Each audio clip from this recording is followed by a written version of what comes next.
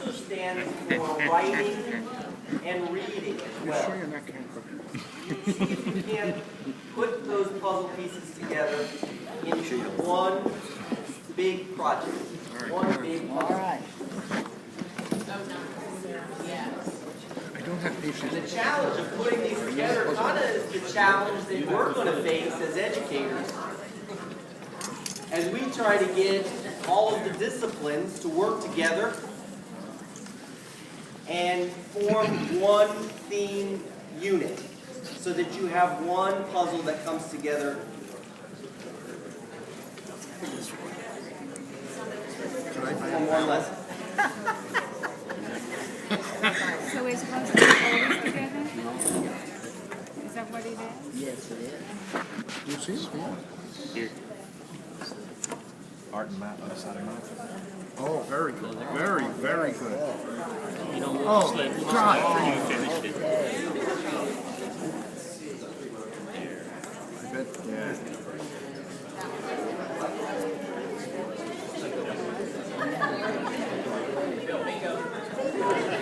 We got 3 tables, 4 tables, 5 tables.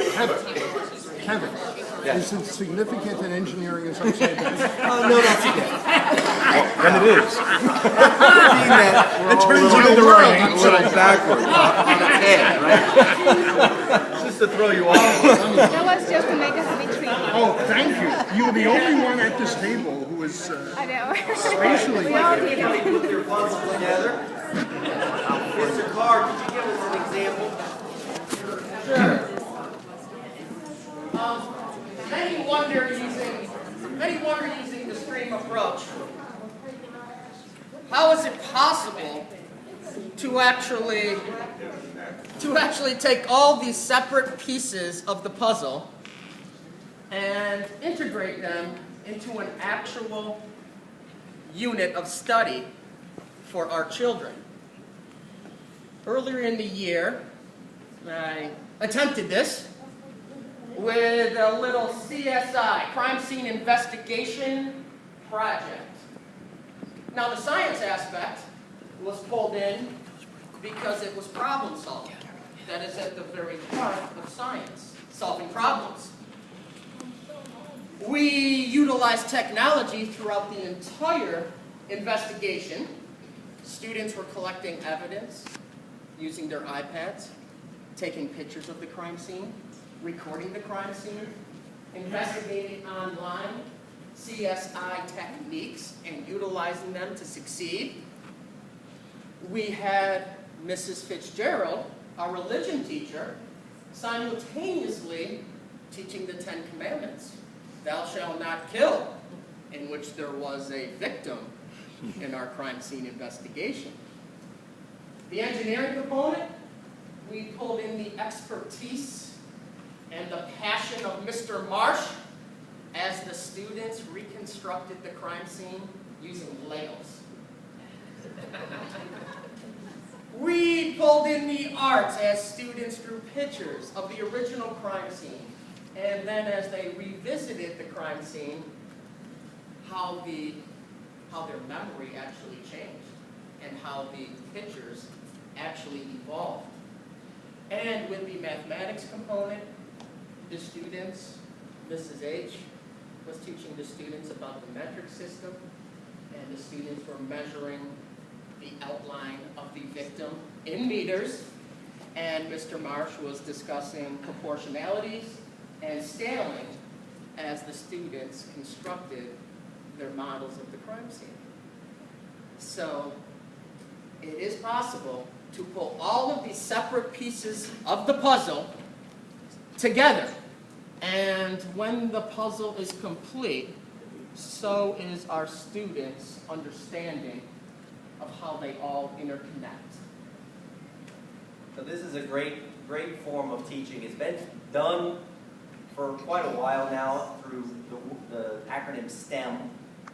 Started in 2007 when the National Science Foundation pushed this out to schools all over the country. And it's developed into STEAM with the art component, and then it developed further with the National Catholic Education Association a few years back, added religion, and felt like this multidisciplinary approach was really going to be a great way for Catholic schools all over the nation to learn better, to apply the concepts better.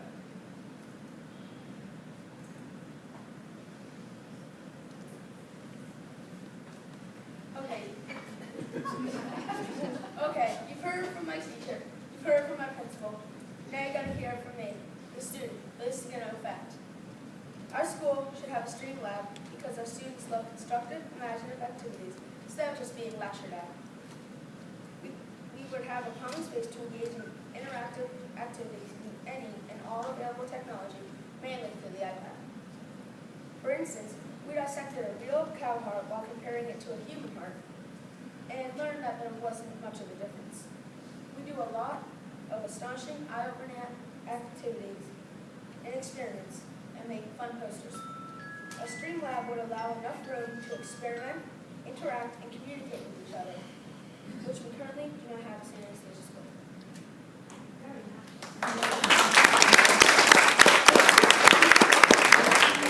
Just to wrap up, because I want to be respectful of your time, these are just the first draft of what we're proposing. It costs about $110,000 to renovate both rooms. There's going to be a window between the two rooms because some of the stuff that we work on are very large.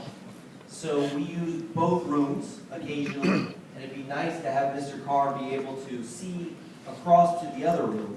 The window will also act as a whiteboard that you can write on. And the hope is that we can also afford a smart glass. Smart glass is you throw a switch and that window turns white and you can project on it. So we're adding a little frills to it, but the main gist of the cost is the flooring. It's going to be really, really nice poured flooring. Also, we're going to be putting new furniture in both rooms that you can adjust so that the kindergartners can use it, and so can the older kids. The chairs as well as the tables will be adjustable, as well as being able to move those tables around and configure them in different ways. So that flexibility we don't have right now. Both labs at the moment, one is a stadium seating, which we're going to get rid of, so that we have a surface that we can move around. That stadium seating's coming out, as well as the other room has fixed hard tables that you can't move anywhere. Mr. Carr has a little space in between those fixed tables that he's constantly using the floor to do activities and projects and things like that in the classroom. So we're trying to broaden the space in there. That's the bottom line. To make it a little bit more flexible, more useful, and more practical. And we're on our way. We've got more than half of the funds raised already. And we need your help to get the rest of it. Ms. Geller's doing a fantastic job of reaching out to the community and raising the funds. We just need a little bit more to assist us with some of the technologies that we want to put in there, as well as the professional development and the materials that we want to purchase for the teachers. So, Mrs. Geller, would you like to conclude? Yes. First of all, I want to thank everyone who attended this morning and all of my wonderful helpers. I don't know if they like being my friend, but I sure like them. If you'll please fill out this yellow card. In just a few moments, Gabby and Amber are going to fill them, and then we're going to have a drawing. So if you fill this out, you have a chance to win a few things. Thanks again, and we certainly appreciate you.